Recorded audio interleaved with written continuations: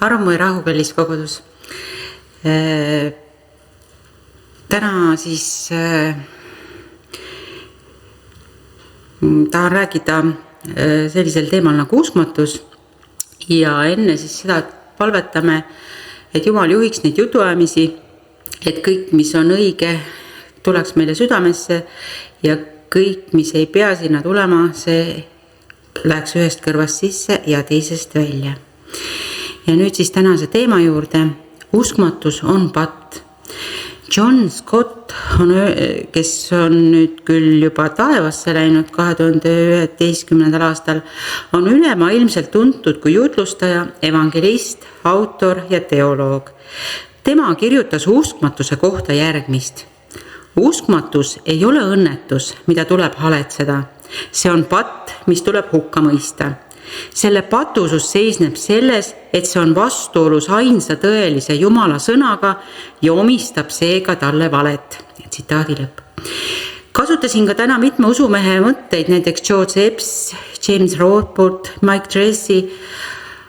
Ja siis võtame siis kokku, mis siis kõigil öelda on.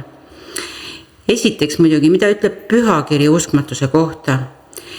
Heebrealaste kirjas loetletud hoiatus peegeldab sarnast mõtet uskmatuse ohu suhtes, nagu ütles ka John Stott.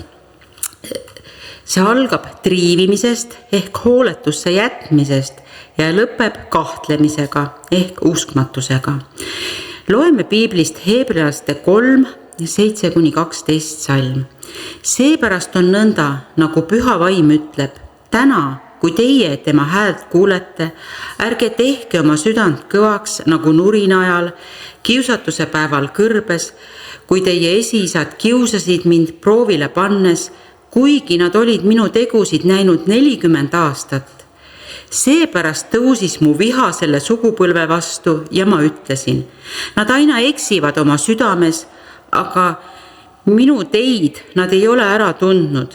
Nii ma vandusin oma vihas, nad ei saa minu hingamisse. Vaadake, vennad, kas see kellelgi teise seast ei ole kuri süda, mis uskmatuses ära taganeb elavast Jumalast. Amen. Heebrealaste kirjas on palju Vana Testamendi tsitaate ja kujundeid, et tugevdada argumente kristlikus usus kindlaks jäämise kohta. Selles kirjas on välja toodud Vana Testamendi ülestähendusi, et tuletada kirja lugejale meelde ohtu anda järele välisele survele, selle asemel, et pidagem vankumatult kinni lootuse tunnistusest, sest ustav on, kes seda on tõotanud, ütleb Heebrealaste 10:23. Heebrealaste kirja kirjutaja kasutab Iisraeli Egiptusest väljarände tausta ja kõrbes kogetu selgitamiseks nende uskmatust. Jumala tahe ei olnud, et Iisrael jääks kas Egiptusesse või kõrbe. Tema soov oli, et rahvas siseneks oma aulise pärandi juurde Kaanani maal. Aga kui Iisrael jõudis oma pärandi piirile, siis nad viivitasid, sest nad kahtlesid Jumala lubaduses. Seetõttu läks rahvas uskmatuses tagasi, selle asemel, et usus edasi minna. Nad jäid ilma oma pärandist ja nad surid kõik kõrbes. Tänapäeva usklike kõrb on see praegune ebakindluse periood. Tõotatud maa asemele seisame silmitsi pidevate muutuste ja murrangutega oma igapäevaelus. See on paljude meie rahvast mõjutavate tegurite tulemus, sealhulgas kliimaprobleemid, tervisepandeemiad, sotsiaalne ebavõrdsus ja kodanikurahutused ja need ilusad värvilised lipud samamoodi. Selle ebakindluse perioodi tagajärg on hirm, segadused, kaotused ja vaimine väsimus. Ja ka minu isiklik usk on proovile pandud. Ma olen tihti tahtnud küsida, mida Jumal kõigi nende probleemidega peale hakkab, millal Jumal meie eest sekkub. Emotsionaalselt ja vaimselt oleme me väsinud ja vajame näha selle pika tunneli läbimist ehk valgust lõpus. Aga kas suudame ette kujutada, mis tunne oli elada 40 aastat kõrbes? Terve Euroopa ägab nädalase kuumalaine käes, aga nemad olid seal koos naiste, laste ja kariloomadega 40 aastat. Milline näeb välja uskmatus kristlaste seas tänapäeval? See näeb samamoodi välja nagu iisraellaste uskmatus kõrbes. See sarnaseb selle käitumisega, mis viib ka meie südamete paadumiseni. Umbusaldus Jumala väe vastu. Me nuriseme ja kurdame.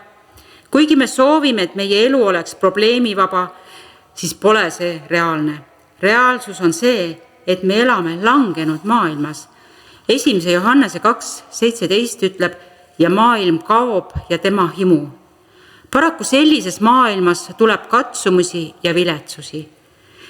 Jeesus julgustas meid öeldes, et tema on maailma ära võitnud. Seda ütleb Johannese 16:33. Seda ma olen teile rääkinud, et teil oleks rahu minus.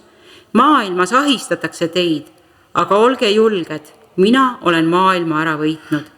Me võime usaldada Jumala väge, sest just tema saab hakkama kõigega, mis meie elus juhtub. Piibel hoiatab meid, et me ei peaks olema iseenda silmis targad, ütleb õpetussõna 3:7. Kui me aga ei usalda Jumala väge, kiputakse otsima vastuseid maailmast. Me kristlaselt usaldame rumalalt inimjuhte ja poliitilisi eesmärke ja teisi kristlasi. Kohene juurdepääs teabele tehnoloogia kaudu paneb meid uskuma, et kõik vastused on leitavad internetist. ChatGPT ja AI oskavad meile igale probleemile lahenduse leida. Aga lahkumine elavast Jumalast. Jumal oli Iisraeli pärast kurb kõige 40 aasta jooksul nende uskmatuse pärast. Heebrealaste 3:12 ütleb, vaadake vennad, et teil ei ole kuri süda, mis uskmatuses ära taganeb. Jumal on täna ka kurb selle sama probleemi pärast, kui näeb sama asja juhtuvat oma järgijatega. Südamed on paadunud. Lisaks on patupetlikkus pannud usklikke Jumala vastu mässama. Nad soovivad naasta oma Egiptusesse. Tulevad patulipud, sallitakse valeõpetust, distsiplineerida ei tohi, aetakse taga oma õigust ja seda või viimse hingetõmbeni. Aga mis on uskmatuse oht? Uskmatuse oht on kaotus. Kui me praktiseerime uskmatust, jääme ilma oma tänasest pärandist ja peame kannatama Jumala karistust. Heebrealaste 3:18-19 salm ütleb, aga kellele ta siis vandus, et nemad ei saa tema hingamisse, kui mitte neile, kes olid sõnakuulmatud. Nii me näeme, et nad ei võinud sisse pääseda oma uskmatuse pärast. Uskmatus on varas, mis röövib meilt õnnistused, mida Jumal on lubanud. 2. Peetruse 1:44 ütleb, sel viisil on meile kingitud kõige kallimad ja suuremad tõotused, et te nende kaudu võiksite põgeneda kaduvusest, mis valitseb maailmas himude tõttu ja saada jumaliku loomuse osaliseks. Me kaotame rahu ja rõõmu. Me peame Issandat alati oma silme ees, me ei kõigu, sest tema on meie parem pool. Sellepärast rõõmustab mu süda ja mu hing ilutseb, ka mu ihu võib julgesti elada, ütleb psalm 16:8-9. Oma inimlikkuses võime hakata lootma oma enesejõu peale. Katsumuste keskel võime me tunda kiusatust proovida midagi uut, vaimset lähenemist.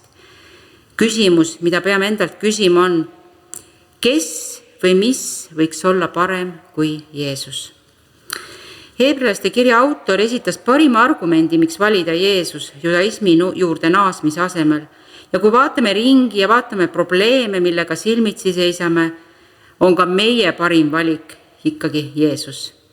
Jeesus, elava Jumala poeg, omab kogu võimu taevas ja maa peal, ütleb Mattuse 28:18.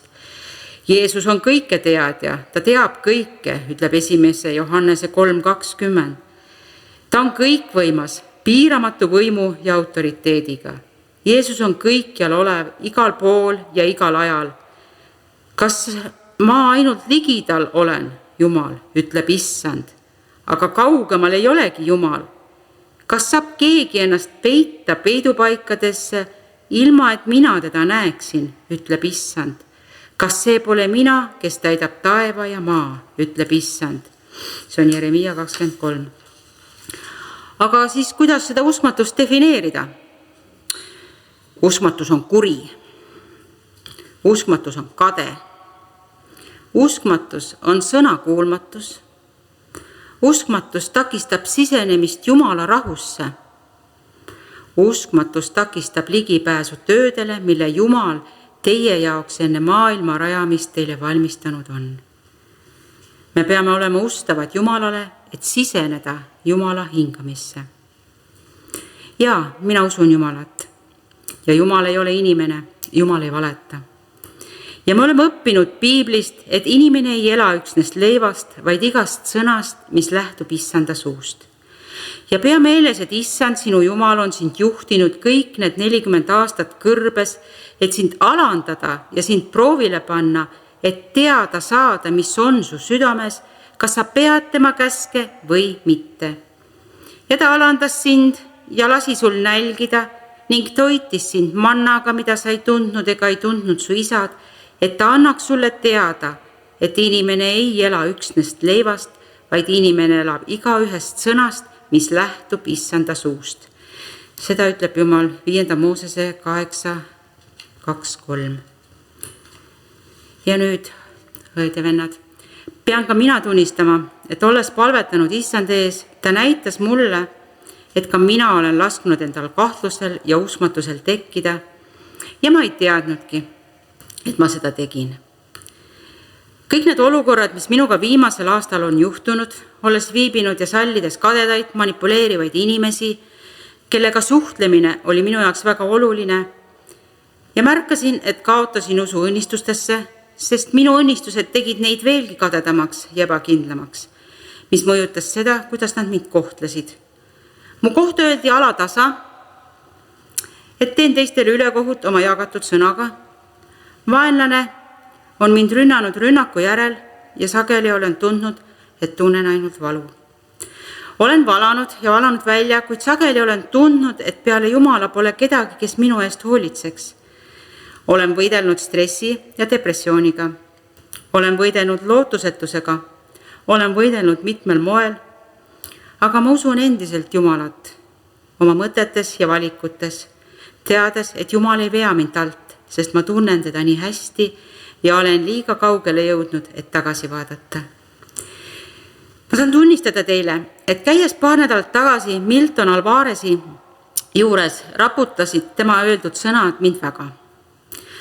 Usalduse võitis ta sellega, et meie eest palvetades ütles ta, teadmata, kes me oleme või kus kohast me oleme, et tal on sõna Siionile.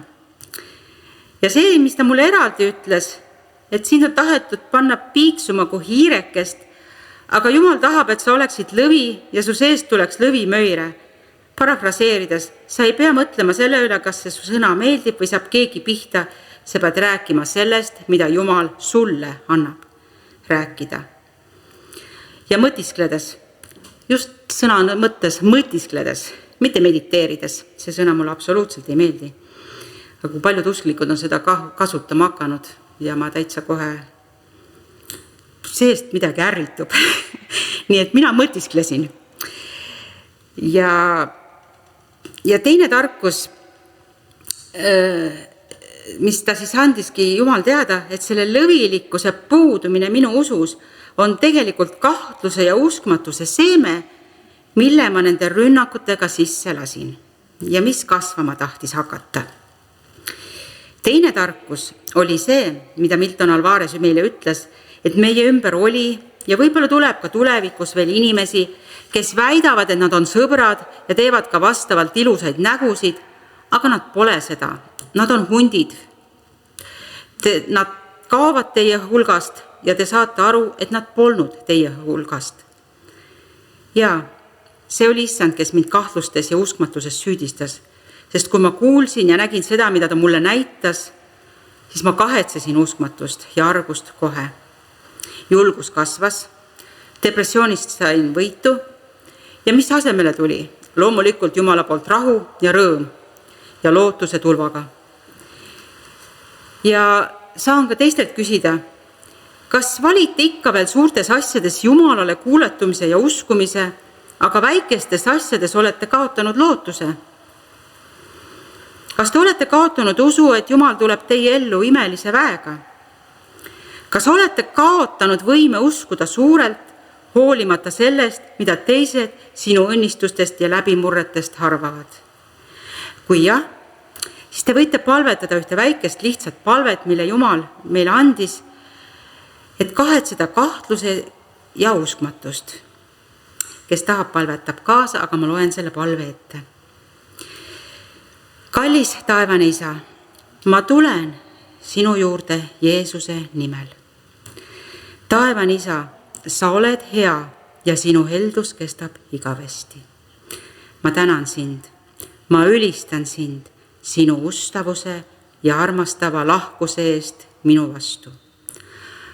Aba Isa, ma tunnistan, et olen kandnud endas kahtlust ja uskmatust. Ma olen lasknud enesehaletsuse ja tänamatuse pattudel oma südamesse ja ellu pääseda.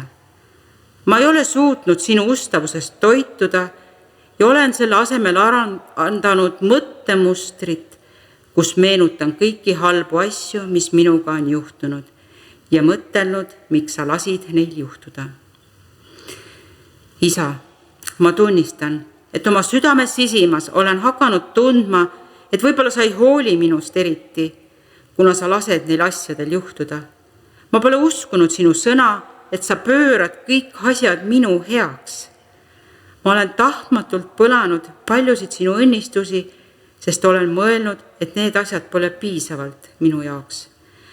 Ma olen endale öelnud, et ma pean asjad lihtsalt oma liha olematus väes parandama, sest sa ei paista tegevat midagi, et mind aidata. Ma olen isegi kade olnud nende õelate peale, kes ei näi raskustega kokku puutuvad, samas kui mina kuulun sulle ja tundub, et raskused on nagu minu osa. Aga Isa, ma tunnistan, et need asjad on kõik patt ja ma kahetsen neid just praegu. Palun anna mulle andeks minu kahtlused ja minu uskmatus. Palun anna mulle andeks, et ma langesin enesehaletsuse ja tänamatuse küüsi. Palun anna mulle andeks ka see, et ma kahtlesin sinu sõnas, mis ütleb, et sa teed kõik minu heaks. Isa, ma kahetsen igat viisi, kuidas olen omaks võtnud kahtluse ja uskmatuse. Palun, anna mulle andeks, Isa. Puhasta mind Jeesuse verega. Pese mind puhtaks igast küljest ja täida mind oma püha vaimuga. Hea Isa, ma usun, et sa armastad mind ja hoiad mind oma tiibade varjus. Ma usun, et sa teed kõik asjad minu heaks. Ma usun sinu sõna, et sul on minu jaoks plaanid mulle lootust ja tulevikku anda. Ma usun, et minu tulevik on täis lootust, mitte läbikukkumist. Ma valin mitte muretseda ega ärrituda, vaid kõiges palve ja anumistega, tänuga esitada oma palve Jumalale ja sinu rahu, mis on ülem kõigist mõistusest, kaitseb mu südant ja meelt Kristuses Jeesuses. Isa Jumal, ma sisenen täna sinu rahusse. Palun taasta minu rõõm, rahu, lootus, vägi ja usk oma püha vaimu läbi. Taasta mulle minu päästmise rõõm. Anna mulle rohkem pühamat ootustunnet, kui mul kunagi varem on olnud. Ma tänan sind, Isa. Ma annan sulle kogu kiituse. Kallis Isa, palun tee seda Jeesuse Kristuse nimel. Amen. Ja lõpetuseks, kõige tähtsam ongi see, et Jeesus on meid enne armastanud ja on tõestanud oma armastust, andnud elu meie eest, et meil võiks olla igavene elu.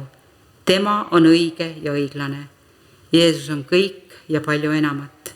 Jeesus on parim ja ainuke valik kõigile põlvkondadele. Aamen.